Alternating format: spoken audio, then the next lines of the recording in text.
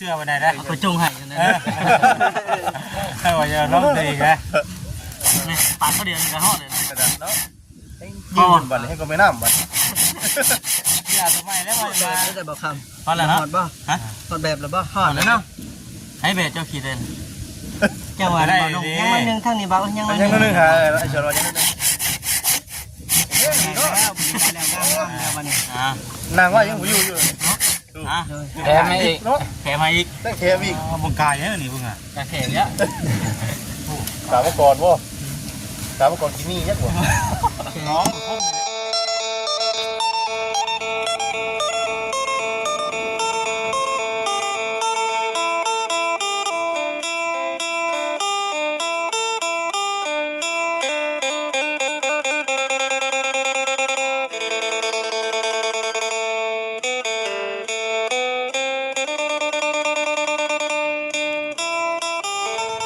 พี่น้องทักทายสบายดีเด้อพี่น้องเด้อเนาะคุณ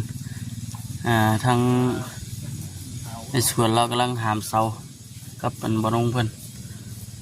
หามเสามาใส่เห็ดห้องน้ำนี่แหละพี่น้องเนาะมื้อนี้ก็ได้ต่ออีก EP 2นั่งส้นผมพี่น้องเนาะช่วงยามแลงสิเข้า3 โมงนี่แหละพี่น้องเนาะเดี๋ยวฝนตกจักว่าซั่นครึ้มวะอยู่เลยทักทายสบายดีทีนึงพี่น้องเนาะเบิ่งต้นลมเด้อเอาไว้ในนี้ได้อยู่เอวลำกรุบเลย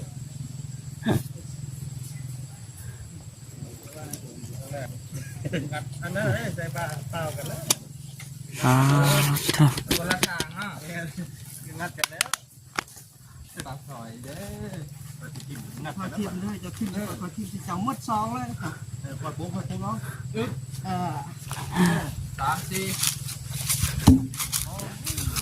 4ลึกดีเนาะมันก็นี่เล่าอันโบกจิกอันนี้ได้พี่น้องเลยจิกขอบอันนี้เพื่อนก้อยปุ่นจิกขอบเหมือนมันซึมกับตัวโทที่ว่าทำมาเสียนี่เพิ่นเจาะผ่านเลยนี่เลยขุดแบบนี้แหละพี่น้องเนาะขุดเสาไว้เรียบร้อยแล้วพี่4 ต้นเราเบิ่งพี่น้องเลยอาจีชาแน่นอนหนึ่งเพราะว่าบ่ได้การต่างๆเพิ่นเพราะเฮ็ดเองนะเฮ็ดไปทางทีมงานเพิ่นมาก็สิแนะนำไปพร้อมแม่นาแดงแห้งมากบ่แม่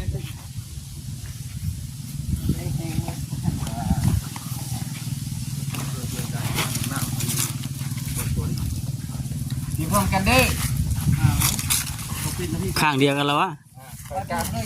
ใส่ใจเลย 1 2 3อุ้ยเกือบคนยางกายมันเอาทางหลังเลยไปดิเกือบขนองกี่ดิเกือบตีเฮายิงอีกเช้าหนึ่งวันนี้ก็จะตัวได้บาททีนี้ไอ้ชัวร์แล้วหาวเอา3 เสาไปก่อนเนาะเทกเสาแล้วก็บักไว้ก่อนบันบักไว้ก่อนยกพื้นแต่ละเสานี่เทกลงนี่สำคัญบ่แต่ละไอ้สวนละเม็ดอยู่น้ำสวนบ่ทั้งบ่นุ่งกัดที่ว่าเคยเห็ดอยู่แล้วบ่นุ่งเคยเห็ดอยู่แล้วเอาบ่เคยเห็ดแทกนี่เคยอยู่ใช่ป่ะเห็ดให้เห็ดเที่ยงเห็ดหน้านี่ยังบ่เคย2 เมตร 40ไอ้แทกนี่พอเป็นอยู่ผู้อยู่เนาะพอผู้อยู่ตัวเล็กบ่สวนนี่ไอ้สวนดินี่ดิ30เด้อ30ตัวนี้ต่ำต้องเอาตัวนี้เป็นเกณฑ์ข้างหน้าข้างหลังเอาตัวนี้ข้างหลังเนาะถูกต้องตัวนี้สียาวกว่ามูตัวนี้ข้างหน้าสียาวกว่ามูตัวนี้เท่าไรเอาเคยกล้าเบิ่งนี่ประมาณ2 เมตร 45 2 เมตร 5ไป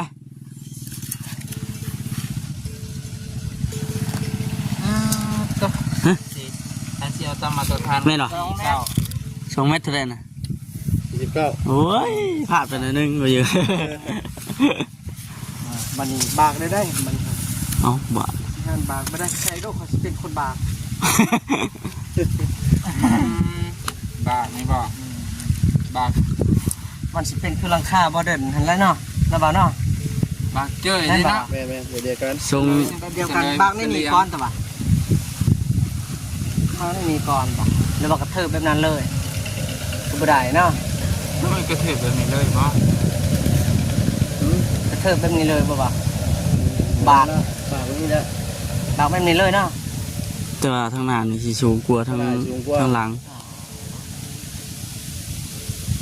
ทางหลัง เด็กกับบากในครั้งนี้นะครั้งนี้บากไปเลยดิ อืม บากตัวลุ้มบากลุ้ม บากตีลุมเนาะ แม่ตัวเรื่องนี่บากเป็นตัวนี้บากเลยเด็กกันยา ดูกับพ่อหลักพ่อใหญ่นี่เฮ็ดกับว่าเฮ็ดได้ตามใจเอง เป็นนี่ได ตามใจพ่อหลักพ่อใหญ่เอาบ่ถือตรงนี้ กัน เห็นว่าอยู่ผู้เดียวนี่เฮ็ดได้บ่ เฮ็ดตาม ภาษาเมืองเขาครับ ว่าเห็นว่าอยู่ผู้เดียวนี่ไม่เฮ็ดไปเลยติ เป็นแบบสีนัวเดียวกัน ต้องให้มีสียัวกับข้อ2อีกนะ สีนัวไม่แท็กซี่ข้อสอง คือ ข่าว คือมัน แบบนั้นเลย เบียดนั่นแล้วเบียดนั่น บ่ เดียวกันนั่น น้อง บาก น้องอันนั้นน้องชายบ่แซนมันมีข้อซองลุมบ่ เป็นเดียวกันนี่แบบนี้ หน้ามันได้ไง เด้อ ตายแล้วก็ตัวตึงสบายกับตัวลุ่มมันแล้วถึงบากไปได้มันมีตัวเก่ามันตัวเก่าแต่กับบากตัวลุ่ม ชาวในแม่นบ่ได้ปั๊บบ่ได้แปลงหยังดอกเนาะนี่เนาะได้แล้วเนาะเนาะ เจ้าขึ้นใส่คอยดูแบบได้แบบ จะเสียเอากว้างเท่าไรตัวนี้เสีย ไม่ ความหนาเท่าไรความสูงกว่า ไม่ต้อง หันใส่ยังอยู่น้ำกันเลยเหมือน เอาตัวยาวนะพ่อ ตะลีเข้าน้ำกัน ข้างหน้าเนาะข้างหน้าสองเสา เนี่ยมาผิดอีกเจ้าตัวนี้ เบิ่งคือบ่นัก บัดย่อเด้อ บัดห้ามกะนัก นัก คำตอบสั้นๆคือนักเด้อ เบิ่งไม่ตายเด็กคิดว่าสิเบา อืม โอ้ไม่เกียนพี่นักเน่นเลยนี่แล้วหัวกู้นี่ถาวรเลย ตัวนี้หันเป็นไม้ชิญัวเลยบากตัวนี้เนาะน้องบาสลีเนาะเป็นไม้ชิญัวแย่ลงหลุมเลยเนาะบัดที่นี่ตัวนี้ก็เป็นบากคอซองมันแน่นป่ะ ถึงแล้ว ถึก แม่ทันละหันทันละ เห็นแล้วนี่ แมนปีนขึ้นมาตอนนั้น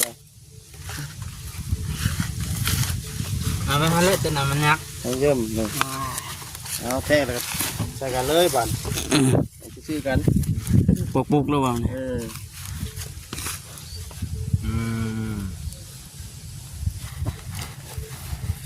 ่ จะเบิ่งโทรศัพท์ดูมันเนาะ เอา ไม่อยากเป็นนั่นนะ เป็นไรเนาะอะไรวันนี้ นี่ขีดได้หยังเกิด โอ้สิบากยันบ่ถือข้างมันบ่เลยจังได มีแล้วตัวนี้มีแล้วมีแล้ว นั่นแหละกะข้างนี้เด็กมันมาข้างนี้ปะ กระบากตัวนี้บัดนี้เนาะบ่เนาะ แม่บากขั้น ข้างนี้ปะ บากคันมาเจ้าเนี่ยปีก่อน นี่นะบางนี่นั่น บางคนสิแต่ข้างหน้าล่ะที่ว่าข้างหน้าล่ะ ตัวชาวตัวยาวพี่ นี่นะมันไปที่เด้อนี่ไปที่เด้อนี่ ข้างหน้ามันนี่ บากตัวนี้แล้วบ่บาก แมนบากเงาสีน้านี่ ข้างหลังกันนึง ไม่มีอะไรนี่ ข้างหน้ามันก็มีอันนึงนี่นี่ก็ยิงชิเลยนี่ข้างหลังก็มีอันนึงอ่ะ โอ้เห็นเลย นี่แหละนี่ ไอ้สีบ่ นี่เข้าใจบ่นี่เนาะ เข้าใจบ่นี่แหละเอาเบียดไม่เบิ่งเนาะ ข้างหลังเขากับว่าข้างหลังบ่ว่านี่ล่ะข้างหน้าเด้ เบิ่งน้ำกันว่า ตัวนี้ข้างหน้าเขากับว่าประมาณนี้ว่าตัวนี้มัน บากไปเลยดิ เอาเนี่ยปีก่อน นี่มันตรงที่ดิ บ่ดู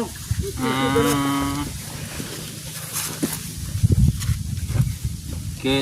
ตัวสิบาทนี่คือ ปาก ไม่ กัด ขวางที่ ขวาง ตัวสินัวมันเนี่ยเขาใส่ตัวนี้เลย แมน แต่คือว่ามันโบชันเดี๋ยวเขาก็ต้อง ถากเราอีกบ่ ตายอีก เนี่ยเราตัวนั้น เข้าใจแล้ว ใจแล้ว เมื่อกี้งงคิดว่าต้องบากอยู่พี่ โบเด้มันก็ตามเลยเนาะ คิดว่าบากอยู่พี่ ใจก็ระเบียบ นั่นนี่เรือบ่น้ำบ่าวเนาะ นี่แหละ มันจะมีฮูกอยู่ตอนที่ว่าเขาเริ่มเฮ็ด ถึก ไหนสายไฟ โอ้ซ่า อยู่ในช่วงที่ว่ากำลังจัด จัด กำลังสิบากเสาเด้ เอ๊ะ เป็นว่าเนี่ยบัดบากเสาแล้วก็สินั่นอยู่ดอก นี่จะตายไปที่นั่นแหละเขาสิเฮ็ดตอนนี้น่ะหมวดนี้เลย เรือบ่าวน้อง นี่อันนี้ก๊อกน้ำอันนี้ของน้ำน้ำบาดาลนี่ได้นี่น่ะ ก๊อกน้ แต่หมวดสูงมันกับ2คูณ2คือกัน เดียวกัน แต่ว่าตัวนี้มันจะสูงกว่าเอ้ยแต่มันสูงกว่าตัวนี้น่ะนี่หมวดนี้ได้เลย เขาใส่เสาดังบ่าว บ่มีละง่าย ไม่ได้เชื่อ มีแต่ใส่สีนัวแล้วก็ครับตัวนี้นี่ทั้งหน้าทั้งหลังก็มันโอเคเลยแล้วก็ใส่ข้าวหั่นบัดนี้อันนี้แหละบ่ได้มีหยังมากมาย เห็นบ่าวน้องเห็นแล้ว นั่นยัง ำคือเดียว เล่นยังกว่าจะโอ้ย รู้แล้วว่านุ่งเงินจะมาเป็นชายอย่างนี้เด้อบัด มาเฮียนหูมังนี่ เอาไปน้ำใช่เนาะ แมน มันได้บากเลยบ่าวมันได้บากเลย มังนี่เลย เอาเปอร์เซ็นต์ขีด เลย ขีดเลยเลยเอา มันนี่ภาษากนะ ตากได้นะ ไปที่มันต้องใช้ฉากเลย สากบ่มีสาก แล้วมันนี่ไม่ตัวสิกายนี่ขนาด ขนาดมันกะ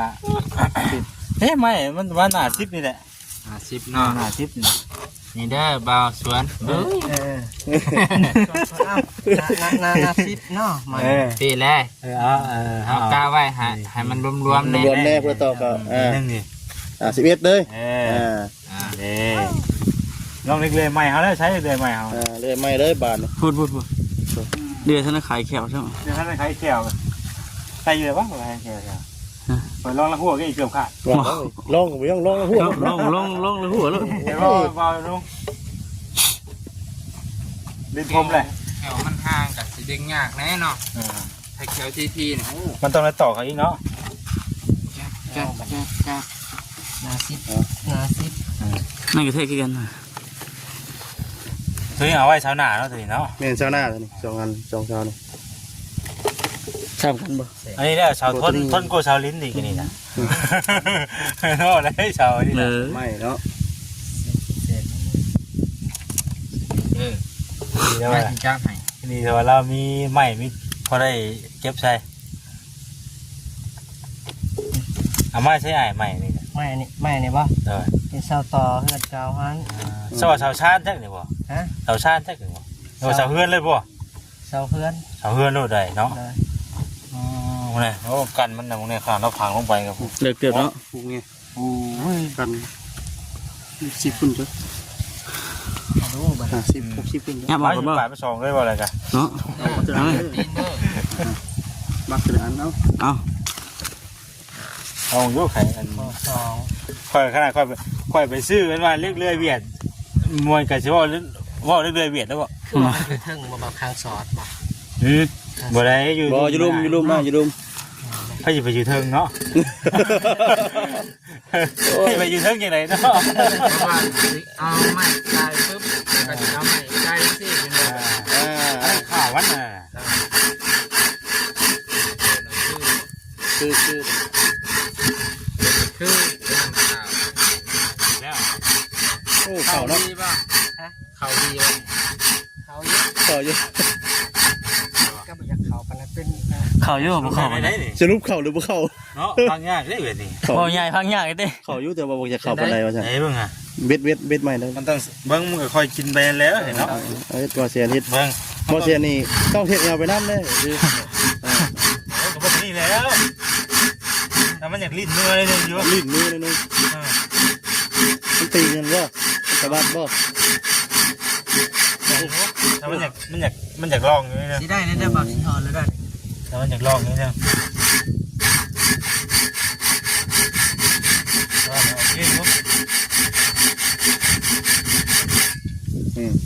เอาไปมาบ่เสียทีเองเหมือนเอ้า เอาสอนได้นี่ ครับ ไอ้เจ้าหนึ่งเด้อ จะให้ติดใจเรื่อยนะนี่ ถึงชื่อกะเอาเล็กเลยเบียดเอาเล็กแต่ป้าชื่อเอาเล็กเลยเบียดปะ ชื่อน้ำเวียดดิ ชื่อน้ำเบียดอีกวะ พ่อตาหน้าตาเลย เอาตาหน้าตาวันนี้เดียวนะ โอ้ยเจ้าพญาเป็นให้บ่ แล้วมันหลุดบ่อยเนาะ เดี๋ยวร้อย เอาของเวียดมาดิ เดี๋ยวรถดิโอ้ยนะ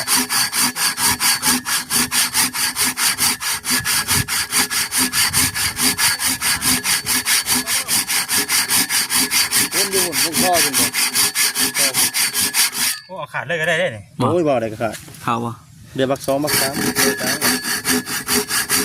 ปึ๊บตักทีเดียวเลยพี่ถูเมื่อยแล้วน่าชื่อว่าอะไร ถ้าก็ให้เตาเลยกี้ต้นไม้ใส่กับมันยัง แล้วอันแรกเขาจะมาบ่เมื่อยนะเขาจะมาย่องเจ้านะ เอาดีเลย เฮาก็เฮ็ดเตาถ่านได้ตะกี้ โอ้ยก่อนคือกันแล้ว ตัวนี้บ้าน ย่อพี่ ตอนน้องสิ เรา เรา บ่เซ็นว่าคอยก็คือกันคอยว่าบ่เซ็นคือกันคอยว่าเราบ่ได้เห็นเตาเนาะ เสียผู้ไม้เมื่อกี้ คิดผิดแล้วดิ กินผิดแล้วเดี๋ยวเสียผู้ไม้เมื่อ เห็ดมันทุกอย่างเลย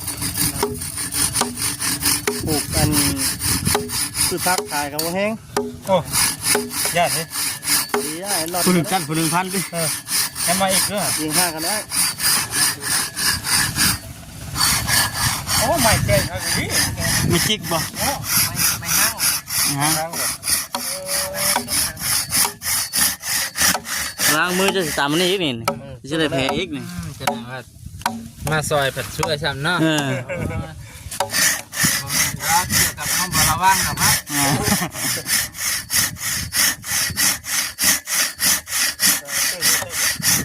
มันตั้งว่าวเลยเข้าไว้ดิ เข้าบ่ อายุเนาะเอาต้องตัดไปเรื่อยๆเลยมัน ค่อย คอยยินเลยเขา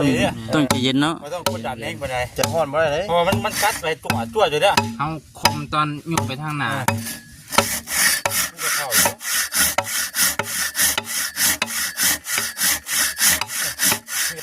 ไอ้ป้าก็ได้เบียดที่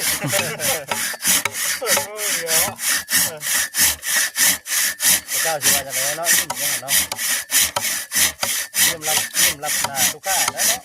รอบนั้นเลย เพราะเงินที่เอาที่มันตัดได้หลายอย่างเลยเนาะต้นไม้ก็ได้เพราะ เลิกซ้ำ พอแล้ว พอได้พอได้ ก็แก่คากิทีใหม่เนาะ แกงบ่ได้แตก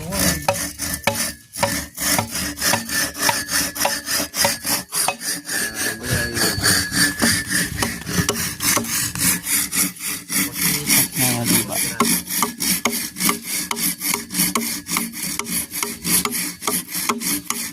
ป้าเนี่ยคือสิเข้าอยู่ตรงเนาะแต่ชื่อว่าบ่ได้ผลน้ำเจ้าบ่เข้าอยู่เนาะ งามปุ้ย ไปเรื่อยเนาะ ใส่จังหวัดตะแก่นเพิ่นได้ก่อน แน่นจังดิเรียกบ่ลื่นเลย เอาเลยปูได้ห้องถอนเข้าไปได้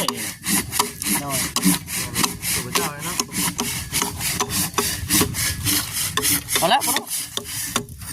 เพราะคันบ่หันนี่สิเอาขาดเล นั่ ย นนะ เขา เขา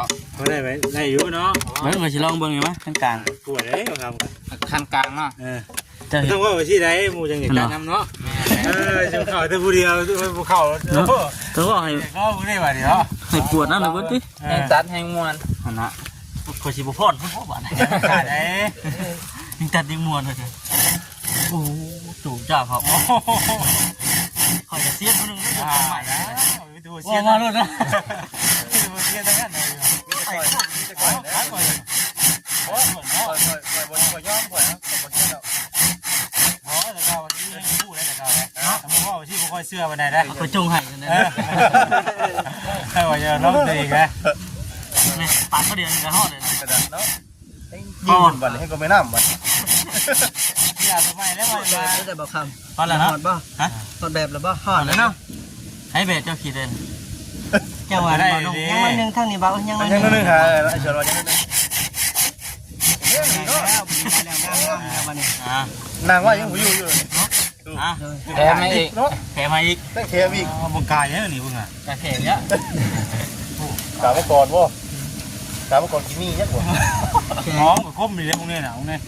นั่นยังชาหื้ออยู่วะ อย่าว่ามันกัดได้บ่เห็นเด้นี่เกี่ยวครับ อายุเนาะ จะพัน อะไรวะลืมเลยนะมันชื่อผสม หลายอย่างนะ ชื่อหลายอย่างนะชื่อหลายอย่าง ตะ นะ ปูแน่เนาะ ผสมกันแล้วรวมกันเลยเนาะแม่ ตัวสุดยอดเลย เนาะพวกนี้เขาถ่ายของเรา เอาว่าถ้าตัดต้นไม้ทิพย์เนี่ยบ่แน่บ่ฮู้ว่ามันสิดูด เป็น บ่ น้ำผู้พ่นเลื่อยนะคนเลื่อยเขาในคาดปุ๊บใหญ่กัน หอมผมบอกว่าแล้วไม่อ่อนให้เข่าไว้เลย จุดเจ้าที่ระวังเรื่องกระปูเจ้านี่กันไอ้ชวน แบบดิบ นี่เรื่องกระปูเจ้านี่เก็บไหม ๆเปีย มั ก นจะจูบเนาะจูบมันขี่มันบอกใครไอ้ขี่เดือยมันออก ๆทำแบบนี้ เรื่องเนาะ ตัดไม่ร้อนเนาะ ได้กา เห็นว่าตัดอันไม่เด็บนี่กี่ไข่แขวมันกุ้ง กันก็พอดี มันตีบ กับว่าชาติว่าพ่วงอะไรครับ บ่พูดว่าตัดไม่ลิบมันนะ เอาตบเขาอีกเนาะ ไม้ดิบมันอ่อนเนาะไม้ดิบมันอ่อน มันกับว่าได้ออกห้างอะไรเลย ธรรมดาอยู่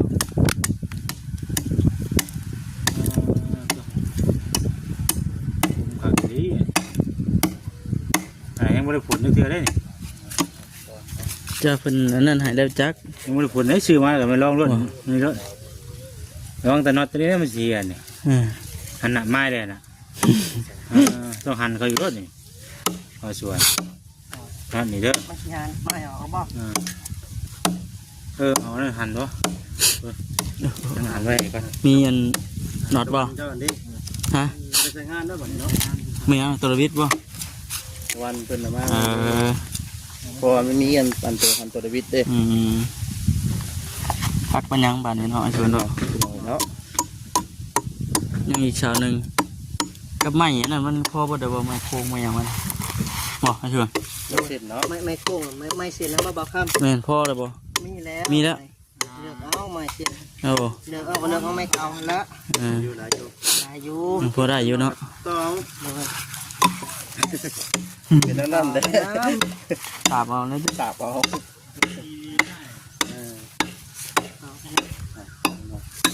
สบายดีทุกคนเด้อ นี่ คนพี่น้องเนาะมีเมียว่าแต่นั้นมีเมียเรียกเด้อมาเรียกกระหุงบ่ ผม กระหุงบ่จ้ะ พี่ชอนยามหนาวเลยเนาะ หนาวแล้ว จักเด้เนาะมาให้กระหุงบ่จ้ะ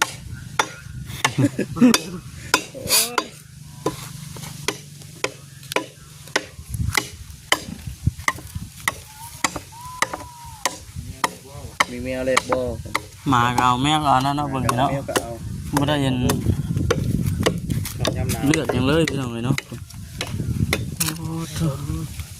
เลือกเต๋อบ่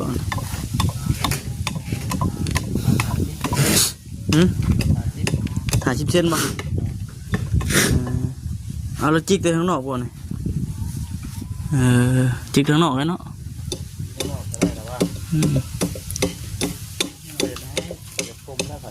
ฮะถมบ่มันแห้งเลยดิแห้งเลยลุยแล้ว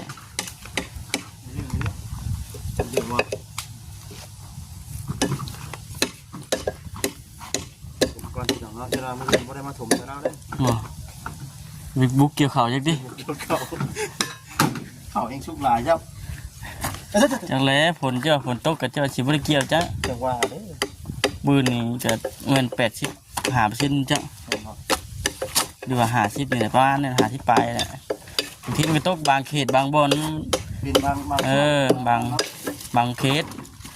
ที่เขตเฮาตกกับเขตอื่น เอาไว้จากนี่มาไว้ผมก่อน เจอมือป้าแล้วเลยเนาะว่าจะหน่อยกับมือป้าแล้วแหละ